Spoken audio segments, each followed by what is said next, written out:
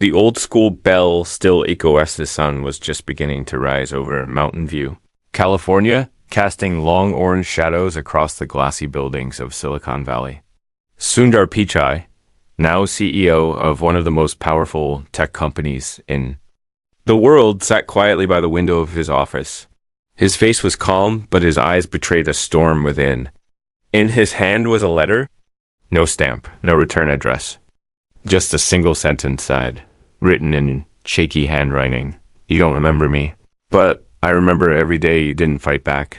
He folded the letter slowly, carefully, like it was something fragile from another lifetime. And in a way it was. Because in that moment, Sundar was no longer the celebrated leader of a tech empire. He was a boy again. A skinny, quiet boy in Chennai, India. And he was standing in front of a classroom door, afraid to walk in. His father always told him, education is the only thing that can never be stolen from you. But school wasn't easy for Sundar. He was shy. He spoke softly. He loved numbers, patterns, and the way machines always behaved the way you expected them to. Humans, on the other hand, they weren't so predictable. In the 6th grade. That unpredictability took the shape of a boy named Karthik. Was everything Sundar wasn't. Loud, fast, confident, and cruel. He would wait behind corners. He would hide Sundar's books. He would call him battery brain in front of everyone. Because Sundar loved electronics and carried a broken circuit board in his pocket like a toy. Sundar never told anyone. Not his parents, not his teachers. He just buried himself deeper into his books. Every insult, every shove in the hallway became another reason to understand the world better. Because if he could understand it, maybe he could one day change it. Years passed, and his life moved on. So did Sundar. He won scholarships.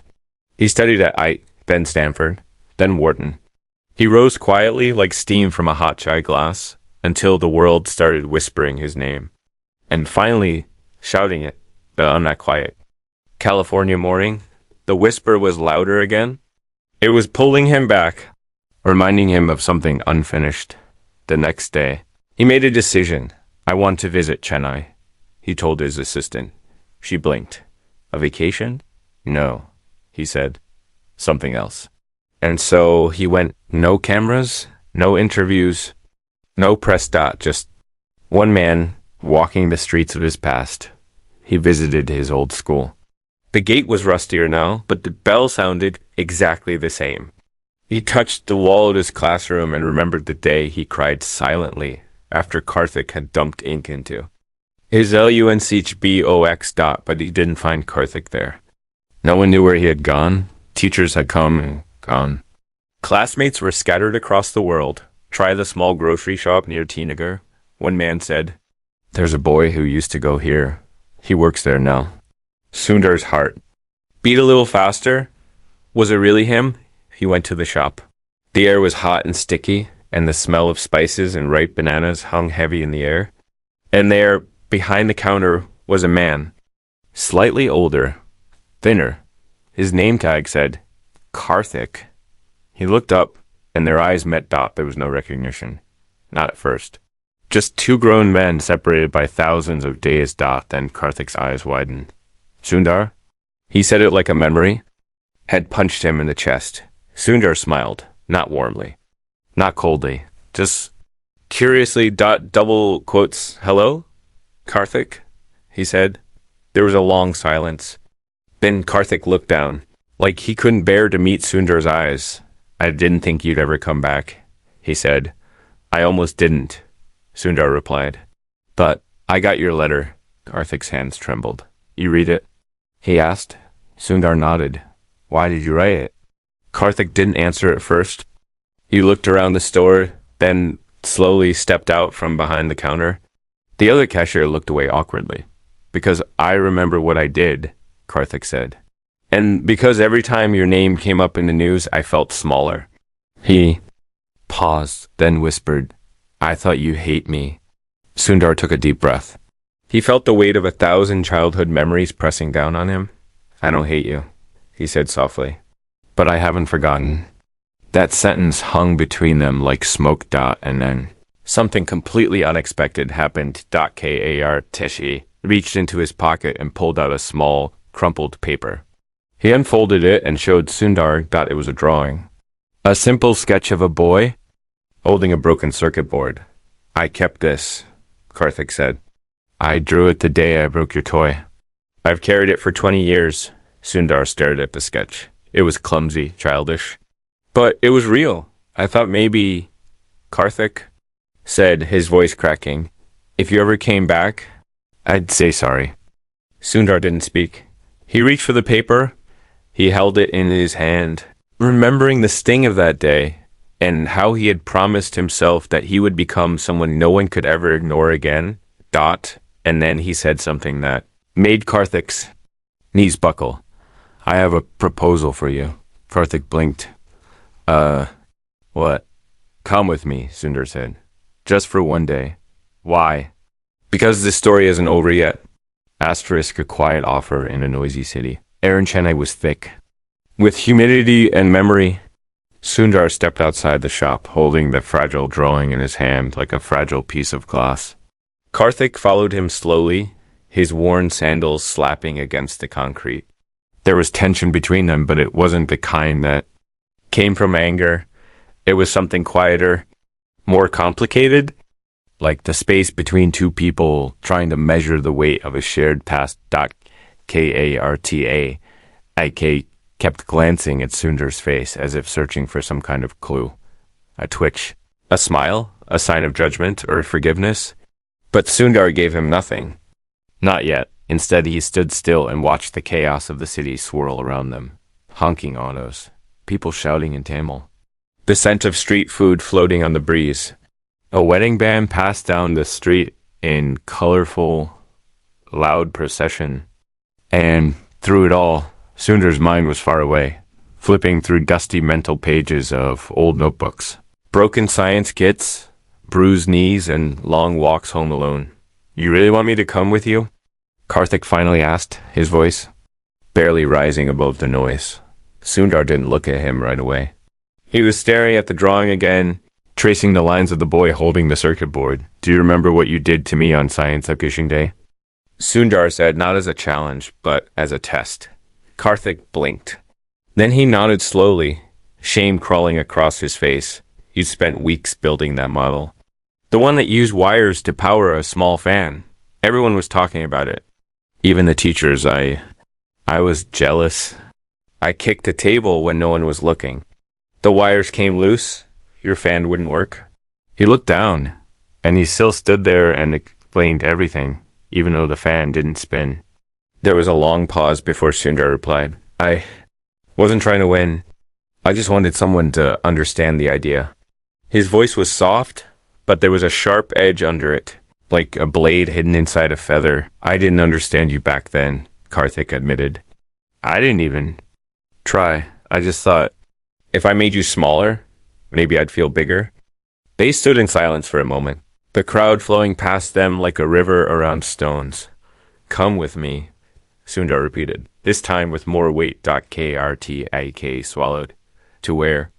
The airport, Sundar said, as if it were the most natural thing in the world. I have a plane waiting. Karthik froze, his face twisted with disbelief. You're joking. I am not. You're telling me you want to take me on your private jet? Why? Sundar finally turned to him fully. Because I want you to see something. And because stories like ours, they don't end in grocery stores. Karthik hesitated, then looked back at the shop. His coworker was watching from inside, confused. Karthik gave a small wave, then turned back. I can't just leave. I have a shift. Tell them you're sick, Sundar said calmly. But you've been sick for years, Karthik, not in your body. In your heart. The words cut clean. Karthik didn't argue. He just nodded on the plane. Karthik sat stiffly, unsure where to place his hands. The cabin was silent except for the hum of the engines and the occasional chime from the cockpit. He had never flown before. Not once. He kept staring at the seat controls, at the polished wood, at the glowing screens that showed maps and routes and destinations he had never imagined visiting. Sundar sat across from him, arms folded, watching.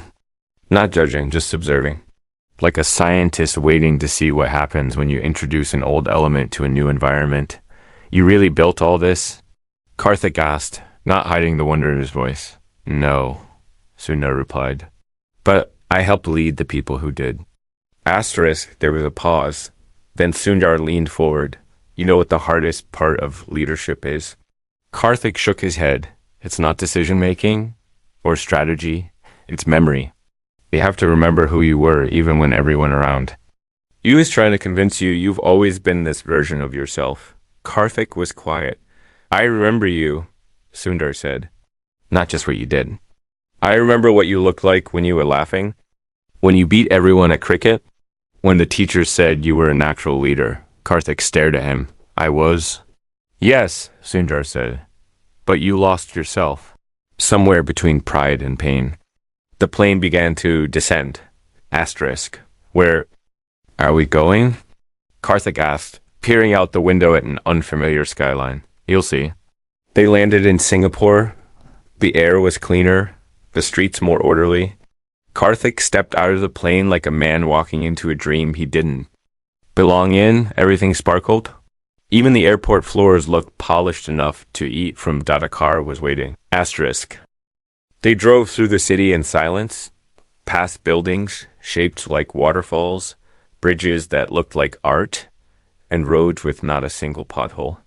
Karthik kept rubbing his hands on his pants, like he was trying to wipe off the dust of his former life. Finally, the car stopped in front of a large glass building. Sundar turned to him. This is one of our regional offices. We're hosting a workshop here today. A workshop. For students, Sundar said. Young kids who dream big but don't always know where to begin. He stepped out of the car. Karthik followed, uncertain inside. The building buzzed with quiet energy. Kids were gathered in small groups, building robots, coding on laptops, and listening to young engineers talk about their journeys. It was hopeful, colorful, alive. And then Sundar did something that made Karthik's chest tighten with panic. He gestured toward the front of the room and said, I want you to speak. Karthik's eyes widened. What? No. I can't. I don't know anything about tech. You know more than you think, Sundar said. But tell them what you told me outside the store. Tell them what it feels like to carry regret. To wish you had been kinder. And then tell them what you'd do differently if you had another chance. The room was waiting. Airtight. Ik stepped forward. His mouth was dry. His voice shook. But he began, and once he started, something surprising happened. The kids leaned in.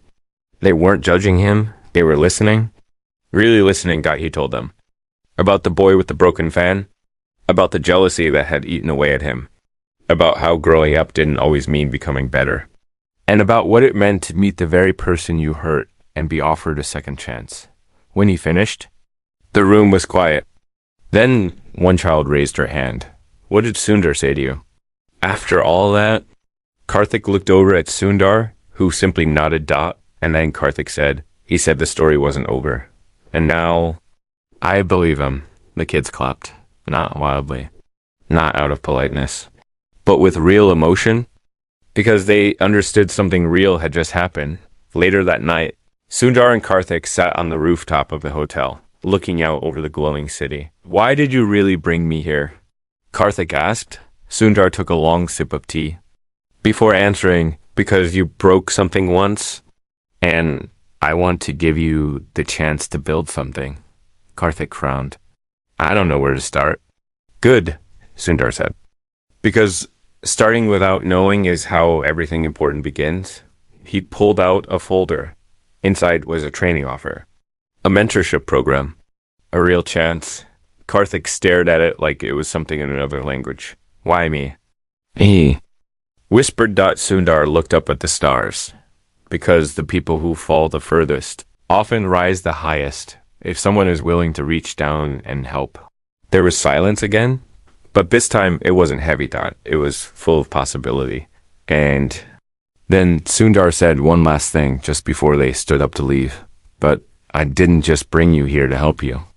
Karthik turned to him. What do you mean? Sundar's face darkened slightly. There's something else you need to know. Something I never told anyone. Karthik's breath caught. What is it? Sundar didn't answer right away. He just said, we weren't the only ones in that story. And not everyone got out. Asterisk, the name they both forgot hotel rooftop, was almost completely silent now. The clinking of teacups had stopped. Even the wind seemed to pause as if it too was waiting to hear what Sundar would say next.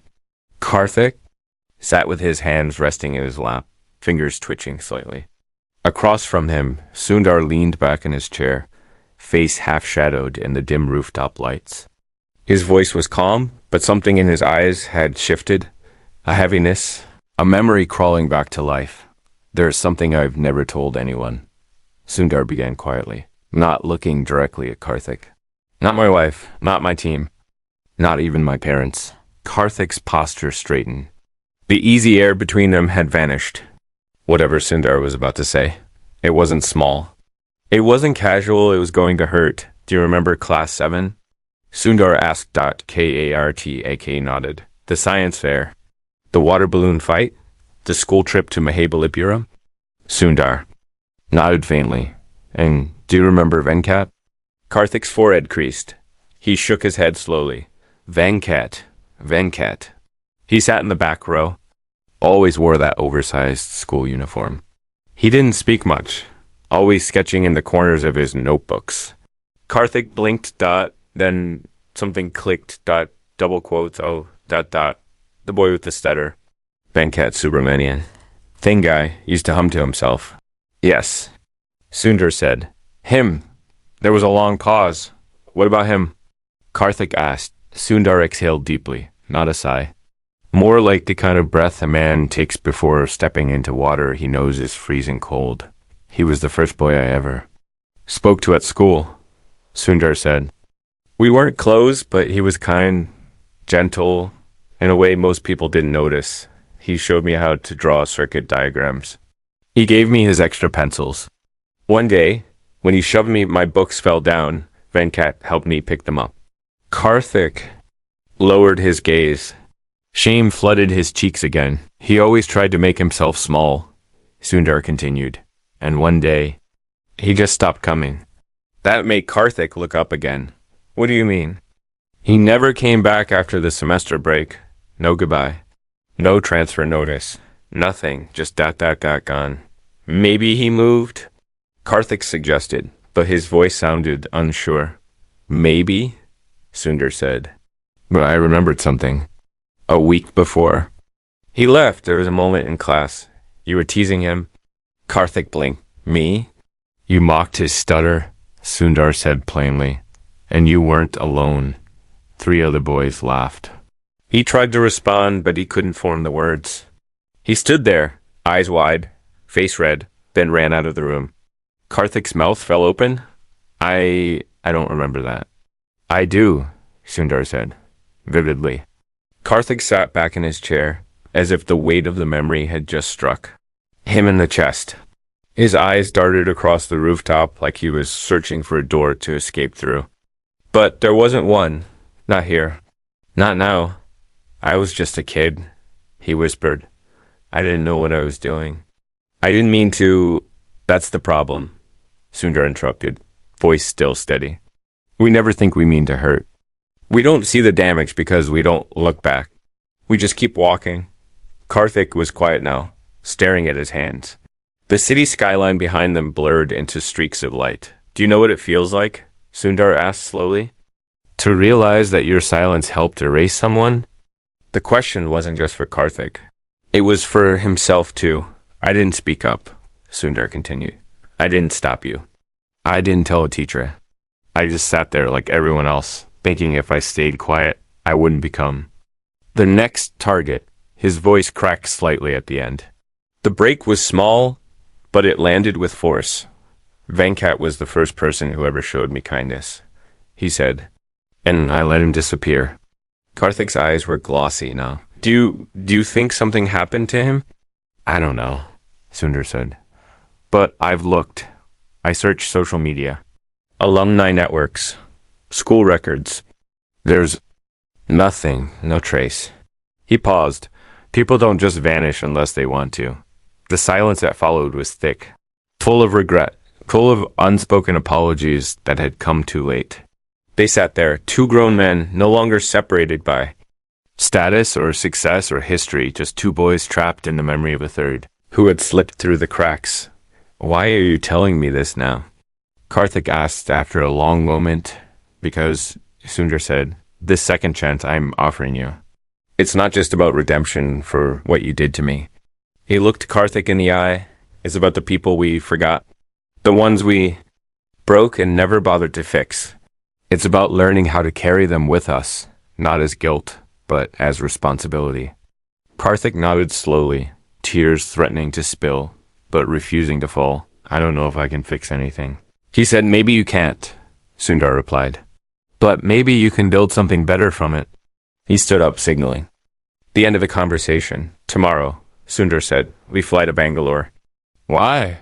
Because there's someone there I think you need to meet. Who? Sundar didn't answer. He just walked away, leaving Karthik sitting under the stars, holding the weight of a name he hadn't thought about in over 2 decades. Venkat the next morning. The plane was quiet again. This time, Karthik sat closer to the window, watching the clouds move beneath them like soft blankets hiding the pain of the world below. His mind was racing, thoughts tumbling over each other. How many kids like Venkat had he ignored?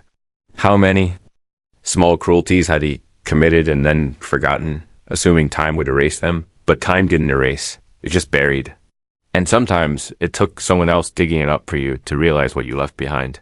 Sundar was silent for most of the flight.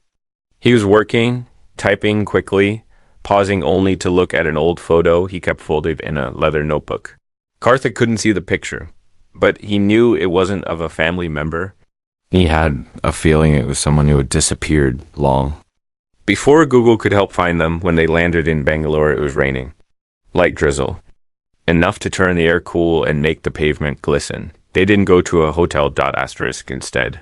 Sundar directed the car to a modest neighborhood on the outskirts of the city. It wasn't poor, but it wasn't wealthy either. The kind of place where kids still played cricket barefoot in the street, where clothes hung on lines between apartment windows, and every neighbor knew the sound of each other's doorbells. Asterisk. They stopped in front of a small community center. What is this place? Karthik asked. Wait and see. Inside, the air smelled of chalk and sanitizer. There were drawings on the walls, handwritten timetables, and a group of teenagers sitting. In a circle, practicing speech exercises. At the front of the room was a man. Thin, bald, with tired eyes, but eyes that sparkled when he smiled.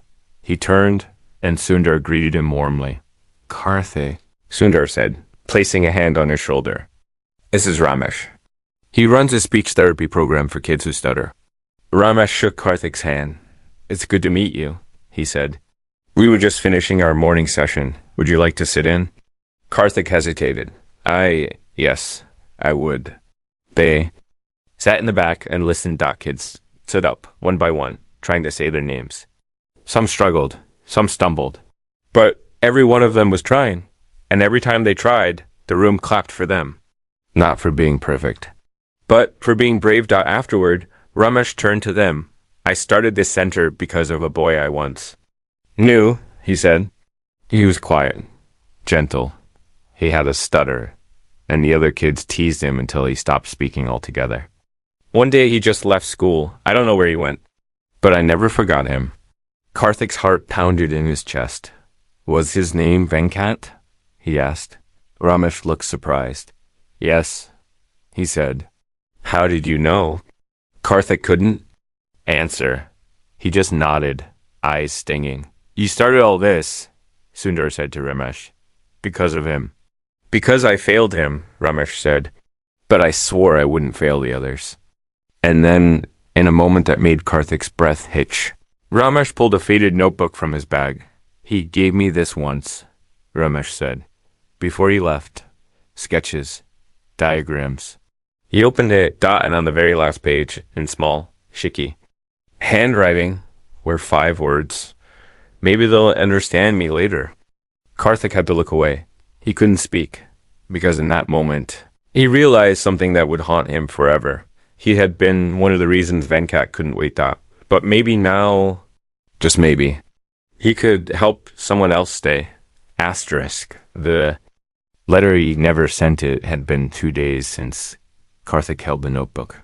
2 days since he read Venkat's final words and felt something inside him split, not with pain alone, but with a strange aching clarity. Maybe they'll understand me later. The line repeated in his head like a haunting lullaby. They had left Ramesh's community center in silence that day. There was nothing left to say, not yet. Some truths don't invite responses. They only ask you to carry them. Now, back in the hotel in Bangalore, Karthik stood by the window, watching the city come alive below him. School children in uniforms were laughing. A street vendor was setting up shop. Honking from autos echoed like a heartbeat under the morning air. And for the first time in his life, Karthik felt completely lost, not because he didn't know what to do, but because he was finally beginning to understand what he had already done. Sundar entered the room quietly. Carrying 2 cups of tea, he placed one on a small table and sat down, motioning for Karthik to do the same. "You didn't sleep much," Sundar said. Double quotes, no. Karthik replied, voice heavy. "I couldn't. Every time I closed my eyes, I saw Venkat's notebook. His drawings," those last words. Sundar nodded but said nothing. Then Karthik looked up. "Do you think he's still out there?" Sundar didn't answer immediately. He sipped his tea, choosing his words with care. "I don't know. But that's not the point anymore." Karthik frowned. "What do you mean?" "I mean, whether Venkat is here or not, he left something behind. Something that reached us decades later. Something that made us sit with our own shame. His story still works, even in silence."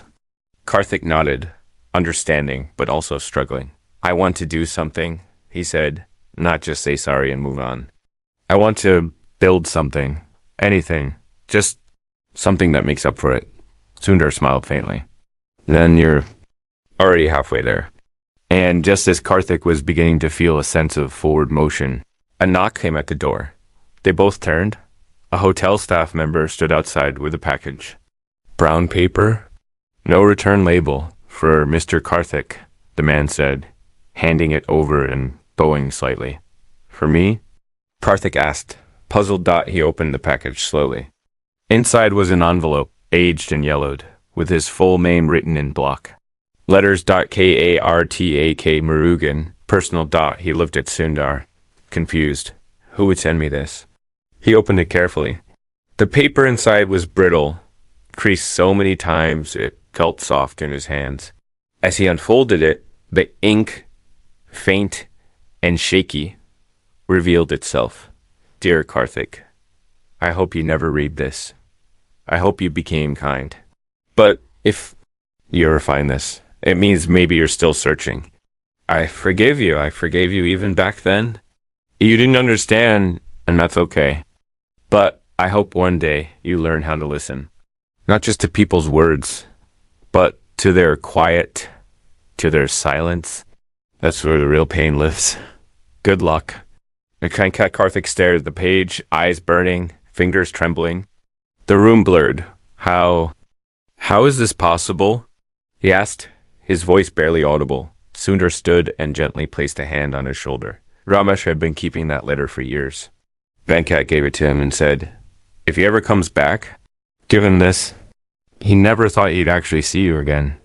Karthik couldn't speak. He looked down at the letter again, tears streaming silently down his cheeks. Forgive. The word repeated over and over in his mind. Not hate, not revenge, not shame. Just forgive. And somehow that made it hurt more. "Don't deserve this," he whispered. "Maybe not," Sundar said softly. "But you've been given it anyway. Now it's what you do with it that matters." Later that afternoon, Sundar took Karthik to a university campus on the outskirts of the city. A tech innovation center had invited Sundar to speak to a group of students. The room was full of energy. Young men and women with bright eyes and notebooks full of dreams. They whispered and pointed when Sundar entered, but instead of walking to the front himself, Sundar turned and nodded at Karthik. "It's your turn," he said. Karthik, single quotes, S eyes widened. "No, not again. Not today." You were ready the moment you felt the weight of that letter. The audience waited. Karthik stepped up slowly, like a man walking into a storm, not knowing if he'll survive it. He looked at the crowd and cleared his throat. "My name is Karthik Murugan," he began. "I'm not a CEO. I am not an inventor. I don't have a fancy degree or a story about success." He paused. "But I do have a story about failure, about cruelty, and about someone who still chose to forgive me." The room was quiet. It was a boy I used to know. His name was Venkat. He stuttered when he spoke. I was one of the reasons he went silent. His voice cracked. Today, I read a letter from him. A letter he left behind, hoping one day I'd read it and become someone better. He took a deep breath. So here I am, trying to be that person. And then, for the next 10 minutes, Karthik spoke not about success, but about apology. Not about strength, but about weakness. He spoke of childhood scars, the ones we hide and the ones we cause. He spoke of second chances, of the responsibility we all carry for the people we've hurt, even if time has buried the moment. And when he finished, the students stood. Not because they were told to, not because it was expected, but because they felt something break open in them. Afterward, a girl approached him. Thin glasses, bright eyes. She hesitated before speaking. "My brother stutters," she said. "He's afraid to talk in class, but today I'm going to tell him about you." Karthik knelt and held her hand gently. "Tell him he's already stronger than most of us." That night, Sundar and Karthik walked through the city streets. The kind of streets they hadn't walked on together since they were boys. "What's next?" Karthik asked. "You tell me," Sundar said. "I want to stay here for a while. Maybe work with Ramesh. Help him grow the center. Speak at schools." Sundar nodded. "I thought you might say that." "Will it be enough?" Karthik asked. "To make up for it? Maybe not," Sundar said. "But it's a start." They reached the edge of a small park. Children were playing. A boy chased a kite, laughing as it soared above him, the wind carrying it higher and higher. "Do you think Venkat ever found peace?" Karthik asked. Sundar watched the kite dance against the dusk sky. "I think he gave us the chance to find ours." And just as they turned to leave, a woman approached from behind. Simple dress, calm eyes, holding something in her hands. "Are you Karthik Murugan?" she asked. He turned, surprised. "Yes." She handed him a photo, faded, folded in the corner. "Venkat was my brother," she said. Ka. Arte froze. He's alive?" "He's Ered. The woman didn't answer right away. She just said, "There's something he wanted you to see." Asterisk. The truth behind the silent Seth moment, the woman spoke those words. There's something he wanted you to see. The world around Karthik seemed to stop. Spinning dot sounds from the park faded. The scent of roasted peanuts and rain-damp soil disappeared. Even the weight of Sundar's presence beside him became distant. All Karthik could focus on was the photo in the woman's hand and the name echoing in his chest like a slow, thunderous drumbeat. Vn. Kt. The woman, slightly older than Karthik, had kind eyes and a patient face. The kind of face shaped by years of carrying quiet grief. Her voice had no anger in it, no accusation, only a kind of sorrow wrapped in understanding. Like someone who had waited a long time for something and no longer blamed time for what it had taken. "I'm Meenakshi," she said. "Venkat's sister." Karthik's throat tightened. Is he? He couldn't finish the sentence. Couldn't say the word that hung there between them.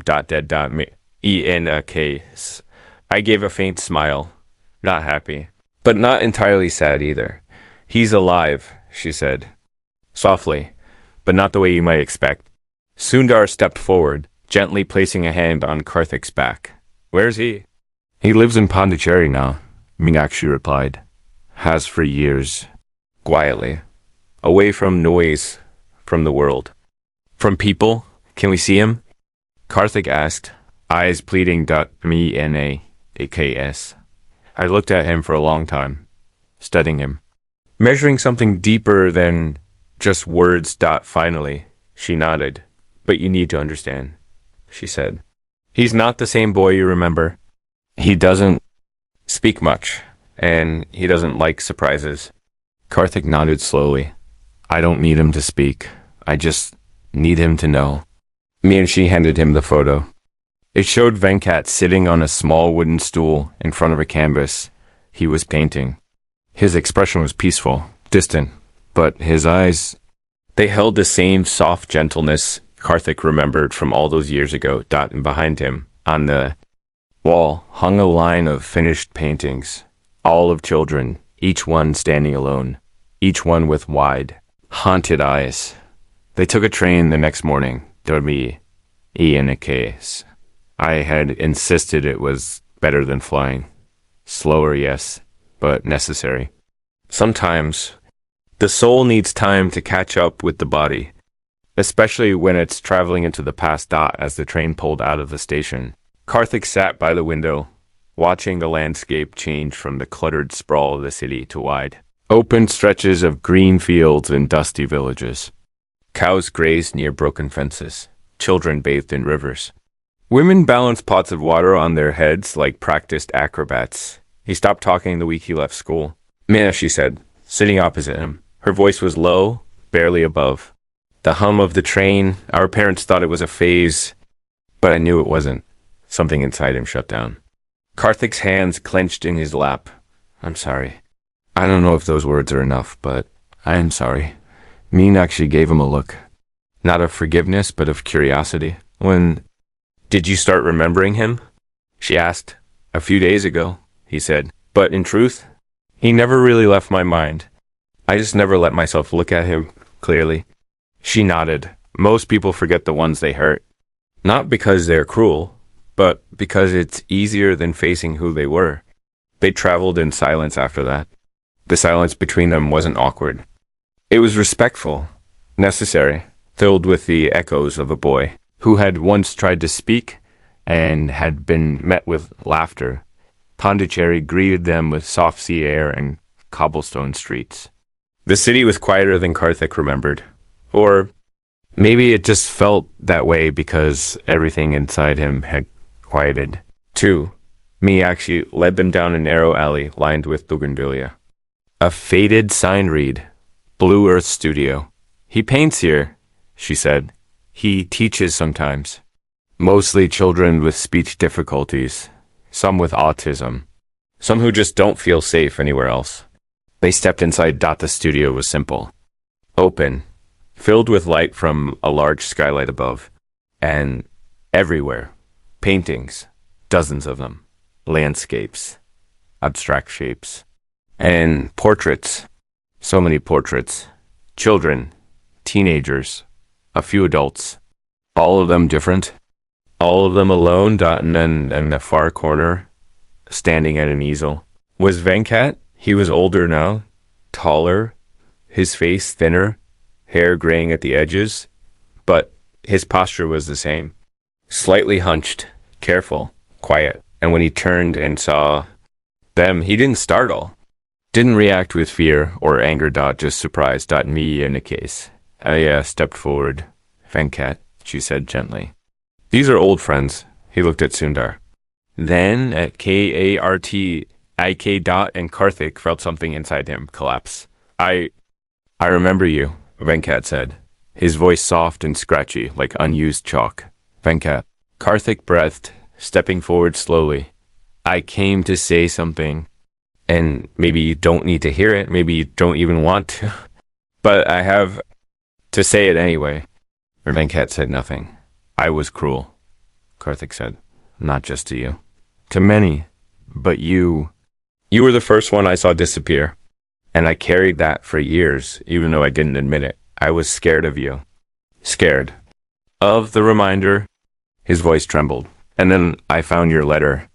And your drawings, and now I see your art. And all I want is for you to know. I see you now. I hear the silence you lived in. And I'm sorry. Venkat looked at him for a long time, and then he walked to the back of the studio. Karthik stood.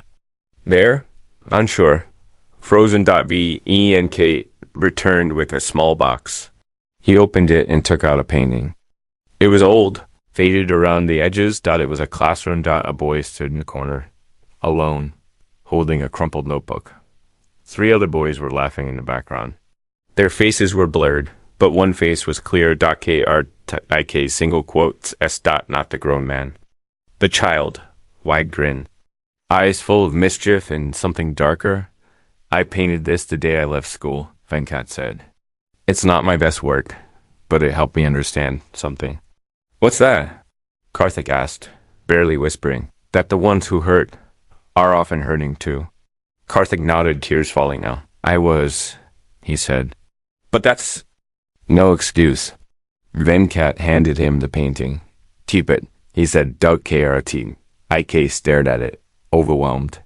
Why? So you don't forget, Venkat said. Not again. And then, in a moment that no one expected, not even Sundar, Venkat reached out and embraced him. No words, just the warmth of understanding. Later that night, the 3 men sat by the beach. The waves rolled in gently, moonlight dancing across the surface of the sea. You changed, Venkat said to Karthik. I had to, he replied, but I didn't do it alone. He looked at Sundar, who simply nodded. Double quotes sometimes. Sundar said, change starts with being seen. Really seen. For who you were and who you still might become. The 3 of them sat in silence, watching the horizon. And for the first time, no one needed to speak to be understood. Asterisk, the invitation no one expected broke quietly over. Pondicherry, the first light of morning spilled over the sea like golden silk, stretching across the sand and gently brushing the feet of 3 men who sat in silence. Sundar, Karthik, and Venkat. No titles, no status. Just 3 boys who had grown up through pain, memory, and the silent burden of things left unsaid for too long. They had watched the tide roll in for hours, barely speaking, letting the rhythm of the waves carry what their words could not. It was a silence filled with understanding. The kind that comes after truth has been spoken and received without judgment. Venkat stood first. He brushed sand off his clothes and turned to the other 2. I need to open the studio, he said. Softly. Will you be okay? Karthik asked. Venkat gave a small smile. I've been okay for a while, he said. But now, for the first time, I feel seen. And then he did something neither man expected. He handed Karthik a clean canvas. Paint something, he said. Not for me. For you. Karthik looked down at the canvas in his hands, stunned. It was both a challenge and a blessing. I don't know how, he admitted. Then start with a mistake, Venkat said, walking away with the ease of someone who had carried a burden long enough and had finally laid it down. Back in Bangalore, Sundar and Karthik sat in a quiet corner of the airport lounge. The return to their world felt strange now, too polished, too fast. But the change inside them was steady, real. What now? Karthik asked. You said you wanted to build something, Sundar said. So, let's build. I'm at helping Ramesh, working with kids. Yes, Sundar said. But I'm talking about something bigger, something public. Karthik's brow furrowed. What do you mean? We're holding a global summit in California in a few months, Sundar said. Tech, education, ethics. Thousands of people, government leaders, innovators, educators. He looked directly at Karthik. I want you to speak. The silence was immediate. Me? Karthik's voice cracked. I'm nobody. I don't have degrees. I don't have anything to offer those people. Asterisk, you have something more important than credentials, Sundar said. You have a story, and more than that, you've changed, publicly. Honestly, people don't need Perfect. They need proof that change is possible. Karthik looked down at his hands, suddenly aware of every callus, every scar. I'm not ready. You're ready enough? Sundar replied, and I'll stand beside you. 3 months later, the summit stage was lit with soft, golden lights. Banners from dozens of nations fluttered overhead. Inside the massive glass hall, thousands of people took their seats. Murmuring with anticipation, Sundar stood backstage with Karthik, who was adjusting the collar of his simple white shirt. No suit, no tie. Just honesty. Breathe, Sundar said. I'm terrified, Karthik whispered. Good, Sundar said. That means you care. The announcer's voice echoed through the hall. Please welcome Karthik Murugan. As Karthik walked onto the stage, the applause was polite but puzzled. Some leaned forward, recognizing neither the name nor the face. And then he began. He didn't speak like a leader. He spoke like a man confessing something heavy, and hoping it would help someone else feel lighter. Asterisk. I used to be a bully, he said, voice trembling. Not just of one boy, of many. I hurt people because I didn't know how to deal with my own pain, and the worst part, I didn't even remember the names of those I hurt until decades later. He paused, but recently I met one of them. Again, and instead of turning away, he gave me a chance to remember, to make it right, to change. His voice steadied.